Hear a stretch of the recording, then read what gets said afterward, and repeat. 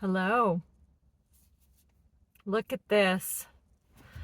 A lot of the questions that I've been asked recently with the people that I am helping in the field of public health are all about how to stretch a food budget.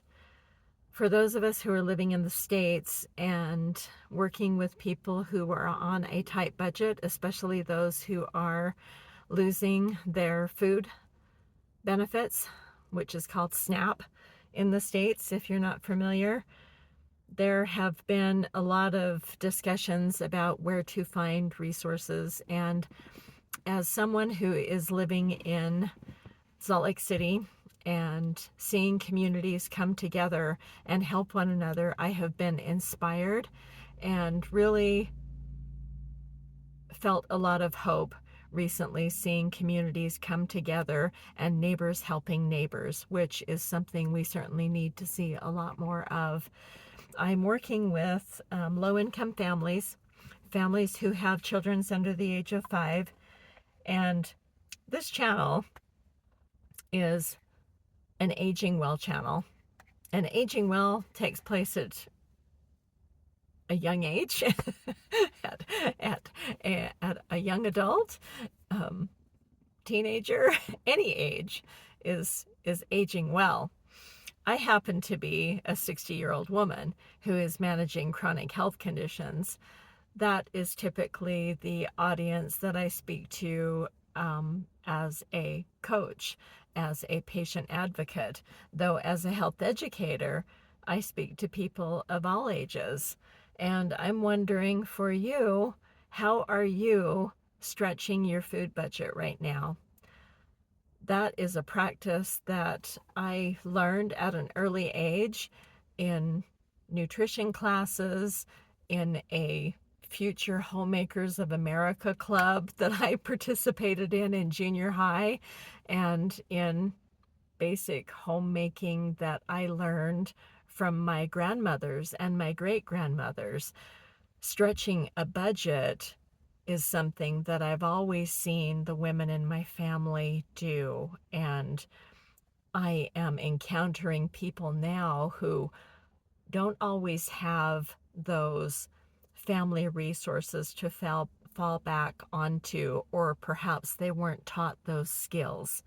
I want to give you a little peek of my lunchbox. This is a question that I received recently from a young mom who was just at her wits' end trying to make do with very little and not receiving her food benefits, and wanted some ideas. And one of the questions, because she knew that I follow a plant-based diet, is, okay, I want to try a meatless Monday, or just, incorporate more meals without meat, knowing that her budget was going to be strained. One of the options that I showed right away, and I've talked about many times, this is a russet. This is a plain old russet potato. Now, right now, where I am, 5 pounds of potatoes costs about $1.49. You can stretch potatoes, and one of the things that my mother used to do when I was a child, when we were making like tacos, ground meat type of thing, she would grate raw potatoes into the ground meat. And you could do this with you could do this with ground turkey or chicken. I'm I don't know anybody in my circle, my family, my friends. No one eats the way I do. That doesn't mean that I don't know how to cook that way. I grew up with a grandfather who was a dairy farmer. So that's where I feel like sometimes people will get confused or apologetic when they're talking to a person who is plant-based or vegan. There are many reasons why people adopt a plant-based diet. I've talked about mine many times.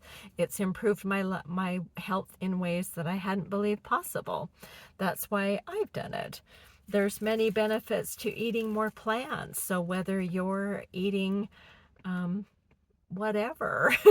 If you're an omnivore, carnivore, vegetarian, however you're eating, there's always a way that you can add something like a humble little potato, that you can stretch your food budget by eating things that are very economical. Another thing that I have in my lunch bucket today, because I didn't bring my electric lunchbox, I'm eating out of a cooler today. I have a lot of places to go and I don't have much time. This is a little bit of a break. I needed a restroom and I need to be at another appointment in about a half hour. So I stopped for the restroom, grabbing a little snack, and then I'll be on my way. This is a pumpernickel bagel, and I made some guacamole the other day to make tacos. I had some of that guacamole on a rice bowl last night. Now, this was one small avocado, which was 49 cents. That small avocado made enough guacamole for me as a person who is older. I live alone. I know how much of a portion size for me is ample. Now, a little bit on 5 little tacos, that was one meal.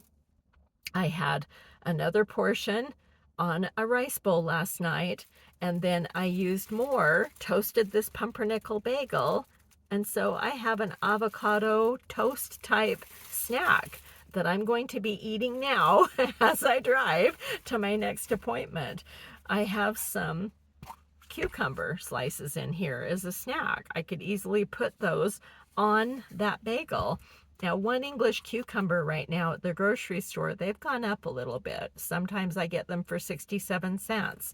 Other times, like last week, it was up to 99 cents. I like English cucumbers because they don't spoil as quickly as a traditional cucumber. That's something to consider if you like cucumbers. Other things that I have, I was at a potluck yesterday, and I actually, these were part of the potluck. I snagged a couple. These were left over, so these didn't cost me anything. I also had some leftover roasted vegetables, and so this morning I boiled up some pasta.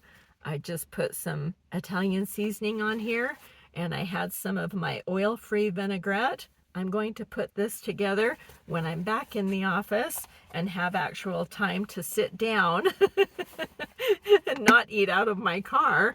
I'm going to be having some pasta salad for lunch. Now, pasta, this is a staple. Now, a lot of people don't like a processed grain like this. You can get a whole grain. You can get a gluten-free grain. There are ways to make a pasta salad, add beans. Perhaps you want some an animal product on here, some cheese, some meat, canned fish, something like that. This is something that you can prepare ahead of time and make in batches. Now, I had the vegetables already prepared in here and had them chilled. I made the pasta this morning, put that on top. I will put the dressing on later so that way it's a little fresher and not all gooey and sticky. I also have a warm broth. Now, it's fall. It's a little chilly this morning. And even though I've got some nice sunshine coming through the car window, I wanted to have a hot beverage that wasn't caffeine. Since it's getting closer to the middle of the day, I won't sleep well if I have caffeine too late in the day. I found a sipping broth that is actually comes in a tea bag form. Now, you can make broth, have that on your own. A lot of people like to drink bone broth. As a plant-based person, I drink vegetable broths. And when I found the tea bags, it's by a company named Millie. I'm not being sponsored. I actually have a subscription with them. It's a family-owned business. And these sipping broths, the one I have today, is a tortilla soup. There is a pho. There is a lemongrass. And there's oh, no, I can't remember the other one. Though, for me, in the winter, to have a savory broth in the morning, a lot of times I don't always want to have a sweet beverage. And to have a hot broth like this will stay hot all day long, and this will just be a nice savory treat for me. I've got my fruit for a dessert, and that's going to be ample for me.